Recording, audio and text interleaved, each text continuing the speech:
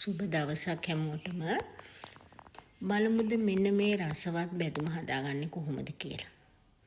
ඇත්තටම මේක ගොඩාක් රසවත්. මම මේකට ගත්තේ හාල් මැස්සෝ, එතකොට අල, මේ ආනමාළු ඉදෙන් නැතුව තිබිච්ච ආනමාළු වගේක් තිබුණා. මම ඒක පාවිච්චි කරා. මේ හාල් මැස්සෝ හොඳට හොදලා පොඩියට කඩුවා. මේක මිරිස් කරල් ටික ලුණු වතුරේ දාලා තිබ්බා හදනකම්. හතු එකත් පොඩියට ඉරා ගත්තා. ගුටු කරලා ටිකක් ගත්තා. මේවත් මම පොඩියට කපා ගත්තා. එතකොට මෙන්න මේ විදිහට මුලින්ම අර මේ ඉදුණ නැති ආනමාළු ටික මම බැදගත්තා. ඊට පස්සේ මේ තියෙන්නේ අලත් ඒ විදිහට රන්වන් පාට වෙනකන් හොඳට ක්‍රිස්පි වෙනකන් බැදගත්තා.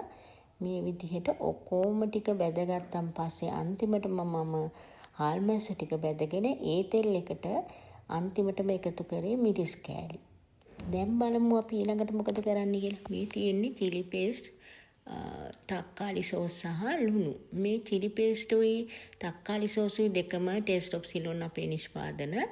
ඊට පස්සේ අපි මේ ටික හොඳට කවලම් කරගන්න ඕන. හොඳට කවලම් කරගෙන අන්තිමට ලුණු පොඩ්ඩක් බලන්න. මෙන්න මේ විදිහට හොඳට කවලම් කරගන්න. මේක ඕනම කහබත් එක්ක, සාමාන්‍ය ඕනම බතක් එක්ක, නිකන් නෝමල් රයිස් එකක් එක්ක, කහබත් එක්ක, ඔයා කැමති ඕනම දෙයක් එක්ක වෙන එකක් තියා මේක පාන් එක්ක වුණත් කන්න පුළුවන් කෑමක්. හදලම බලන්නකෝ රසයිද